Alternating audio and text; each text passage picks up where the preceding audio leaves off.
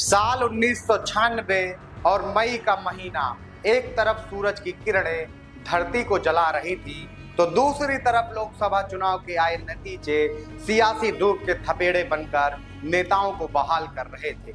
इसी चुनाव में जनता ने सबको आशीर्वाद दिया, मतलब किसी को भी स्पष्ट बहुमत नहीं मिला।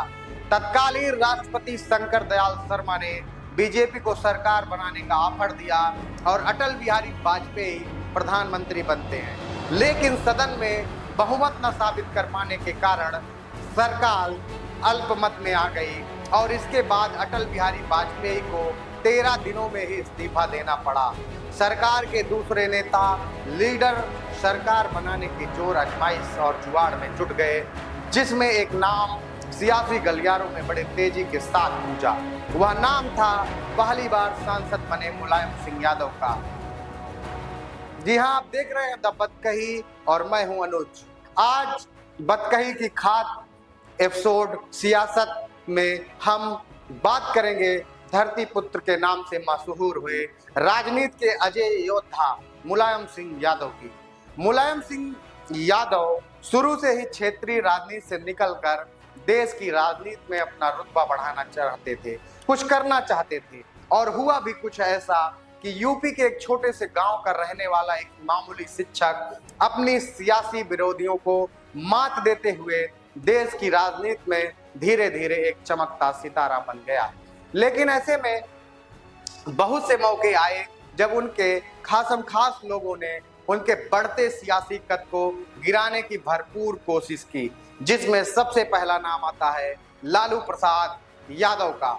यूं तो मुलायम सिंह यादव के राजनीतिक मित्र थे लालू प्रसाद यादव, लेकिन कहते हैं सियासत में कोई किसी का सगा नहीं होता और कोई भी किसी का दुश्मन नहीं होता। यह बात लालू प्रसाद यादव पर भी लागू हुई।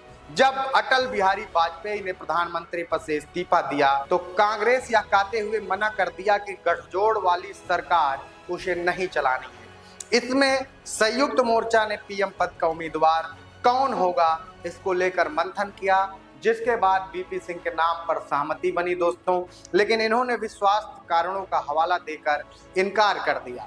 बीपी सिंह के इनकार करते ही अब सिर्फ दो बड़े चेहरे बचे थे, जिसमें पहला नाम धरतीपुत्र मुलायम सिंह यादव और दूसरा बड़ा नाम लालू प्रसाद यादव का था। लेकिन लालू प्रसाद यादव पीएम पद के रेस से इसलिए बाहर हो गए क्योंकि उनके ऊपर चारे घोटाले का बड़ा आरोप लगा था। अब सिर्फ मुलायम सिंह यादव ही ऐसे नेता बचे थे जिन्हें पीएम पद का उम्मीदवार घोषित किया जा सकता था। मुलायम सिंह हर मामले में फिट बैठ रहे थे। समाजवादी पार्टी के मुखिया के साथ पार्टी के 17 सांसदों का साथ और संख्या उनके साथ, लेकिन मुलायम सिंह यादव का नाम आते ही जनता दल के राष्ट्रीय अध्यक्ष लालू प्रसाद यादव और शरद यादव ने विरोध कर दिया, जिससे मुलायम सिंह यादव के नाम को संयुक्त मोर्चा ने पीछे खींच लिया, जिसके बाद एचडी देवगौड़ा के नाम पर मुहर लगती है और वह देश के प्रधानमंत्री बनते हैं।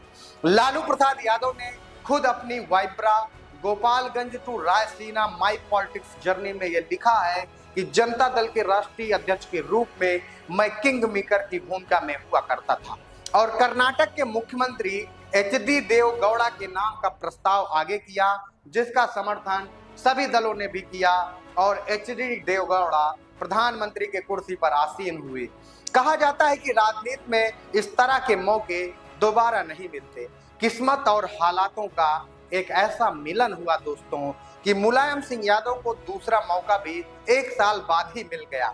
1997 में जब कांग्रेस ने एचडी देवगौड़ा से अपना समर्थन खींच लिया और उनकी सरकार गिर गई, फिर क्योंकि तत्कालीन कांग्रेस अध्यक्ष केसरी भी प्रधानमंत्री बनने के सपने बुना रहे थे, लेकिन उसके दौरान हरकिशन सुरजीत जी की सियासी फिरकी ने सीताराम केसरी के ख्वाबों को ख्वाबों में उलझा कर रख दिया।